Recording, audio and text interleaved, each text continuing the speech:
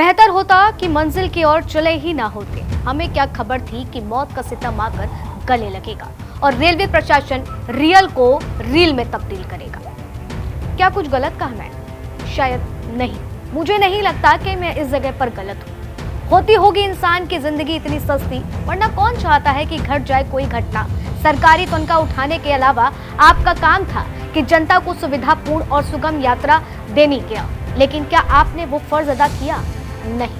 मगर अफसोस है कि रेल मंत्री जो संसद के भीतर खड़े होकर ये बात तो कहते हैं कि हम रील वाले नहीं, रियल वाले काम करते हैं। अगर ऐसा था तो दिल की धड़कन कही जाने वाली दिल्ली में 18 लोगों की धड़कनें क्यों रुक गई? क्यों स्टेशन पर खड़े होकर के 18 लोग अपनी जान को गंवा बैठे?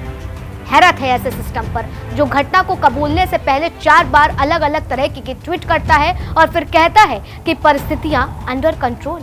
लेकिन सवाल है कि आखिर प्रशासन को इस बात को मानने में इतना समय क्यों लग गया? आज बात करें तो उन 4 मुख्य बिंदु पर भी हमें चर्चा करनी चाहिए और उसको समझना चाहिए और उसको सुनना भी चाहिए, और उसके बाद आपको तय करना चाहिए कि क्या वाकई इसमें गलती आखिर किसकी है। क्या वाकई हम जो प्रशासन को गलत ठहरा रहे हैं वो सही नहीं? नंबर 1, गाड़ियों में विलंब से अव्यवस्था चरमराई, लेकिन वहां पर कोई भी आला अधिकारी मौजूद नहीं था। नंबर 2, हर घंटे 1500 टिकट क्यों बटे? भीड़ नियंत्रण के वहां पर इंतजाम क्यों नहीं थे? कहां थे वो तमाम आला अधिकारी जो मोटी तनख्वाह उठाते हैं? सबक लेने के बाद भी क्यों नहीं सचेत रहते ये अधिकारी? क्योंकि भगदड़ पहली मर्तबा नहीं होती। ये वो 4 मुख्य बिंदु हैं जिस पर संगम नगरी पहुंचने से पहले कफन में लपेटकर श्रद्धालुओं को अपने घर भेजा गया। मोक्ष की कामना के लिए अपनी मंजिल की ओर जाने वाले यात्रियों को अपने के खो जाने का दर्द दिया गया। वो दर्द जहां किसी की गोद सुनी हुई तो किसी ने के ऊपर से मां का साया चला गया, किसी ने अपने भाई को खोया तो किसी ने अपने बाप के रिश्ते को गंवा दिया।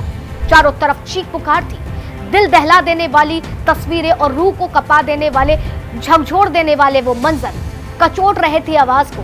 लफ्ज खामोश होने को मजबूर थी। लेकिन उसके बाद भी ये तमाम घटना घटती है और कोई सुध लेने वाला वहां पर नहीं होता है।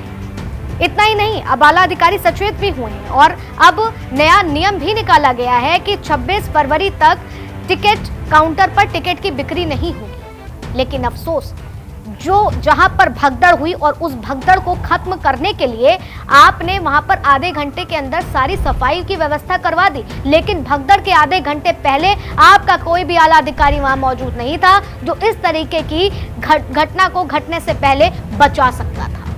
और जब सवाल उठते हैं तो आप सवालों से भागते हैं, संवेदनाएं व्यक्त करते हैं। आखिर ये कहां तक जायज है? क्या ये सवाल गलत नहीं है? क्या ये सवाल पूछना गलत है? ये तमाम जो चीजें हैं वो लगातार देखने को मिल रही, लेकिन उसके बावजूद आज भी कोई आला अधिकारी ऐसा नहीं है जो सुध लेकर के इन सारी चीजों पर खुल करके बोले। वीकेंड का दिन था, संगम के करोड़ों लोग दर्शन करने जा रहे थे और भीड़ सुबह से ही स्टेशन पर देखने को मिल रही होगी। जब ट्रेन लेट की अव्यवस्था चरमराई तो भीड़ बढ़ी, मगर नाइट शिफ्ट वाले क्या घोड़े बेचकर सो रहे थे? और टिकट बेचने वाले अधिकारी पैसे छापने के लिए धड़ल्ले से टिकट पे टिकट काट रहे थे और 1500 हर घंटे टिकट कटी और सुध किसी ने नहीं ली। आला अधिकारियों ने भी नहीं ली और ना ही वीआईपी रेलवे स्टेशन पर उस वक्त शर्मसार हुआ जब वहां का प्रशासन अपने कार्य में विफल हुआ, और विफलता ऐसी कि 18 लोगों की मौतों की नींद सुला दिया गया।